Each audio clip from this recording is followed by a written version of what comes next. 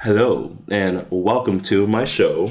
Excuse me. What? This is our show, actually. Yeah, welcome to Useful Mistakes. My mistakes don't own me. These battles don't control me. Welcome back. And our beers. Yes. So, today we have a very special guest, our friend Ro. This is me, row your boat. He went to school with us at our college, lovely Mount Ida. Mount Ida. Yeah. Mustang line. All right.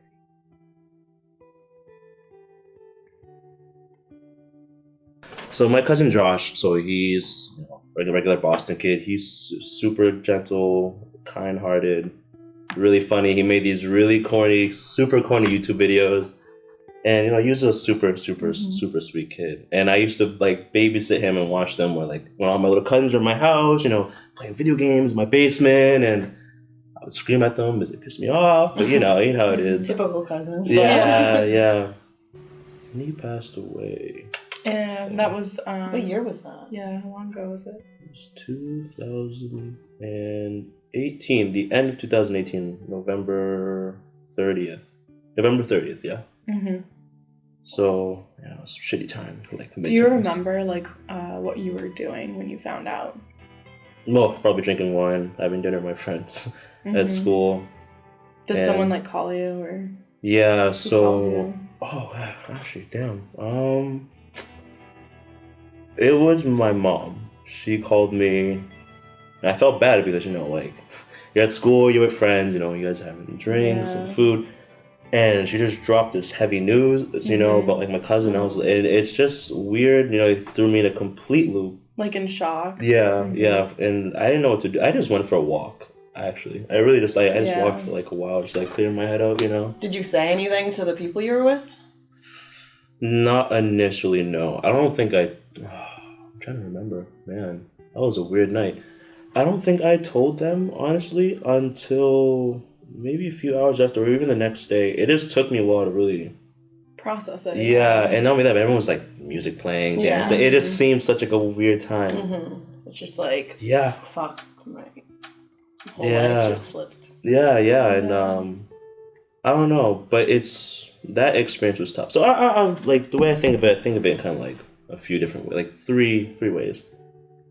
One, I definitely understand now what it's like, especially if you lose someone really, really close to you. That I get now, because it's tough. And, when you're seeing your family grieving, for anyone who sees this, watching your family grieve, especially if you have funerals, or if it's close friend, mom, dad, cousin, whatever, it's hard. And it's tough when you see, so many people you think they're strong, you see people crying. It's just, and it's especially someone so young, 19 years old, So my cousin, my older cousin, she's older, he's the brother, and his sister and him. So this, they're all brother and sister.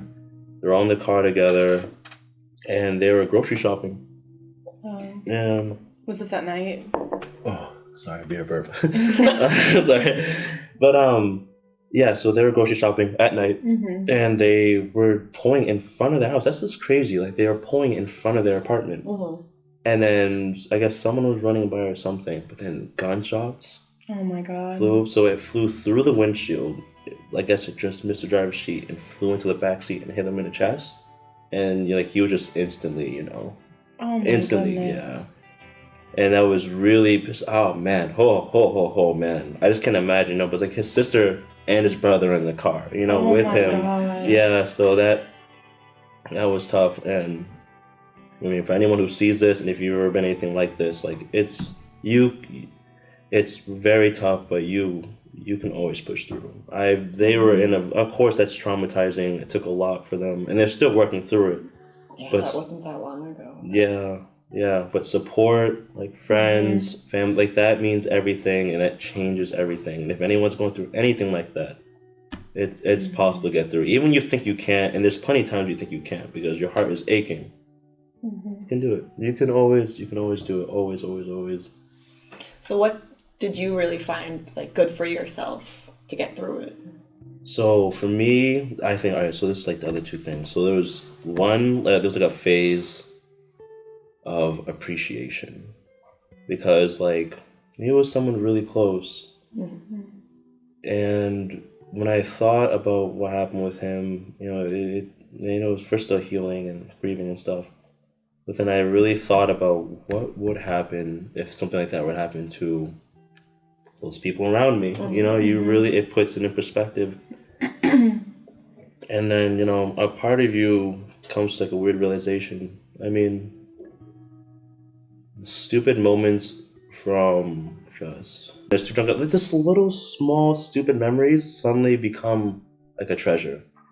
Because like you don't appreciate. It's the little things. It's really the little things. Like even not like, I mean, I've never gone through a loss like that, but it's like that's what I see most important in life. Those little things are what mean the most. It's good to like, and sometimes you look back at them and you're like, you don't realize how much they mean to you. Yeah. And I found myself getting emotional for that period of time, thinking about just the stupidest moments. Like that time when me and you and Jess were listening to rock music, just stomping around the living room. Yeah, for my birthday. And those little things, like they are invaluable to me. Like until it hits home and you understand it and you get to experience it firsthand, you really begin to understand like how much more those things really meant. Even the bad moments suddenly become good moments, and that's the weirdest one. Right? Like the bad memories suddenly seem very good. You almost like appreciate them. I sometimes even miss some bad memories, which is weird. Like just it changes absolutely everything, and you really learn the idea of what a reaching hand can do. Because sometimes you can't even say it, you don't even speak it. Sometimes you can never speak it, but sometimes you would do something so small, you'll forget about it. You might not even think twice about it. But to someone else, that could have really set the tone for a lot. And it really taught me a lesson to like understand the impact you have, understand the people that are around you, how much you love them, because one, I mean, obviously you never know, and two, I mean, you're not living your life until literally you wake up every morning, you're like, holy shit, I'm alive. Like that's already a win. That's already you don't a like win. think about those things on a daily basis. You're kind of just like, Usually you wake up and you're like, go to work, work. this. It's like You're like, my back hurts. I don't want to go in, but I don't know. It's not so bad. Yeah, I mean, it's easy bullshit. So so my family, we struggled with money for a long time. That's just like whatever. That's the thing. That's life. Who's not broke these days? Whatever. So we struggled with money, and so our house was empty as shit, man. Like empty and like empty. I think when I went there was like nothing but like a couch, maybe, and a lamp. Yes, our house is empty, and for those who don't understand why, I mean, my family, they lost their home. After his death, everyone, all our cousins, they came up to sleep over, which was a thing we all did when we were really younger. That doesn't really happen as much, especially because they're all older and not on babysitting anymore. They all came to sleep over, and my mom, it was around Christmas time around this time when we buried him, so my mom hung Christmas lights around this one room. Everyone just picked a spot on the floor and mattresses, and we had a big sleepover, and that was unreal. And his brother, he said that it was it was beautiful. I had no words for it either. I mean, that was an odd moment because it was so soon after his death, but there was such a warm feeling of comfort and family and friends. Just really like coming together. And knowing that all of you are like going through the same thing and helping each other kind of. And just enjoying each other too. God forbid you don't know. Yeah. And I think that was like a huge thing. Like it just enjoying each other's company. It was like again the simple things. We didn't do anything crazy or drastic. We just watched. I think we watched The Grinch, and we ended up talking like, really just all night long. And it was weird because we're in an empty house.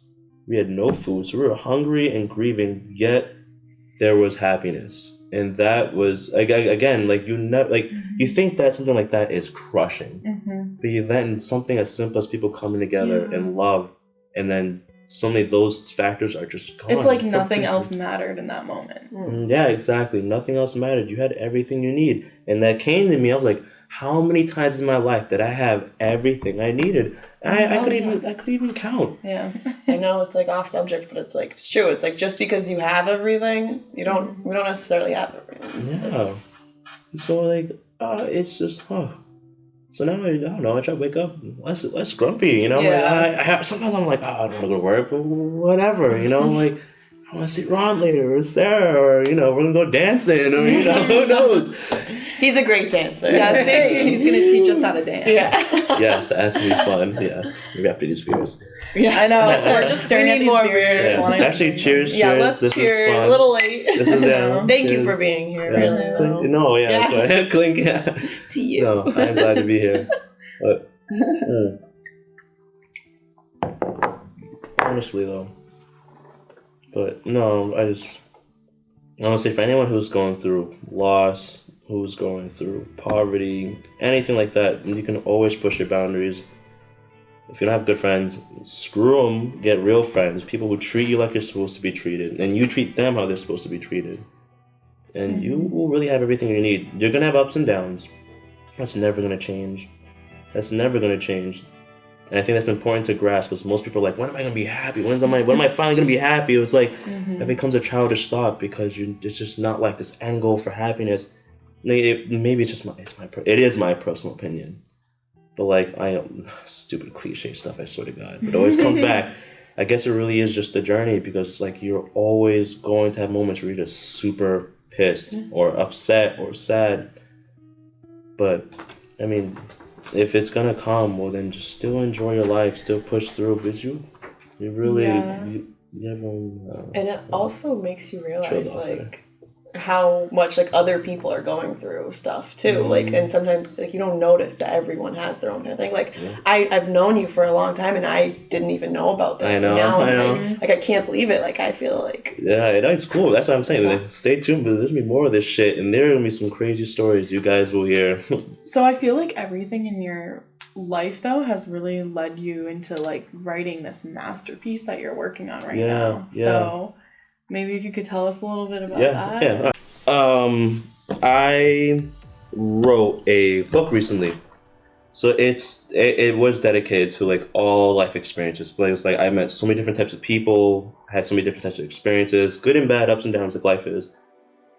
And so I wrote a collection of poems. And nothing like some crazy like Robert Frost shit where you gotta debunk what it means. I try to keep it plain, simple, and kind of straightforward. But the book is a collection of all of these life experiences that really were impactful, and it's called A Tale of Peace Between Heaven and Hell, Told in Silence. First part's hell, so it's all like the really negative experiences, dark stuff, whatever. Second part is heaven, which is like all like the life lessons and beautiful experiences and blah, blah, blah. And the third part is called A Tale of Peace. So what's the thread that connects the two? What connects heaven and hell? What's that like thin lining? And that one connects, the very last part, it actually takes pieces from every poem and makes it into like this big, massive, like, all right, so what does it all mean? While using lines from other poems. So you're reading a collection thing like, oh, all right.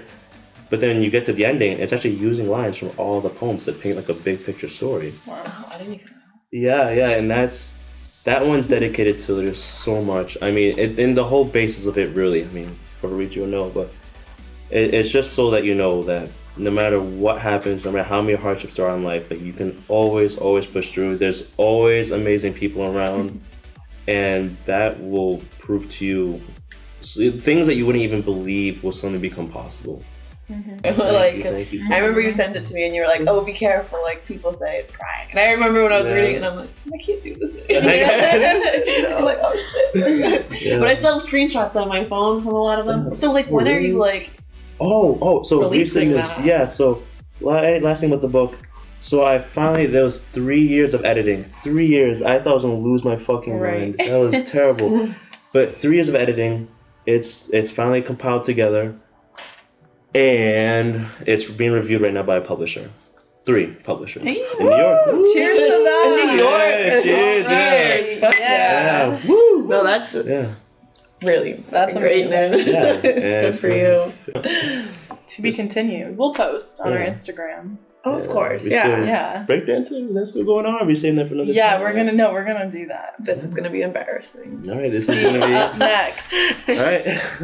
Suffering, keeping on the low like I'm mumbling, slumbering. Need me good rest and recovery. Suddenly, this disturbed my tune on some mommy shit. Luckily, I was in the mood for some company. Yeah, another chick, that she giving head like a succubus. Funny shit, once you mention brain, she go dummy quick. What's the stitch? Bill Kimmy trained and we running it. One assist, we all tryna score and she loving it. Yeah, honey witch, boy, you gon' end up getting chummy with. Even on your hip for a minute, is he cuffing it? Wondering, catch you looking at me and it's confident. Tension seem thick, we ain't on nobody buddy shit. Yeah, I'm hovering, on a peak game, I'ma study it. Bet you look finessed, even when you're on your bummy shit. Independent woman, I can tell you got your money set. Student loans clear, paid them off, working double shifts. Scholarships, put them overtime cause you wanted it. Prodigy, humble but she know I do acknowledge it. Modeling, posting on the gram, wanna follow it. Body thick, girl you looking bad and you confident. Yeah, compliments, eyes falling on you, that's a consequence. All of them passed on you while you started blossoming. Talking shit, kept your head down, never started shit. Now you set the pace and they all wanna copy it. Scrawny kid, boy looking thin like a floppy disk. Honestly,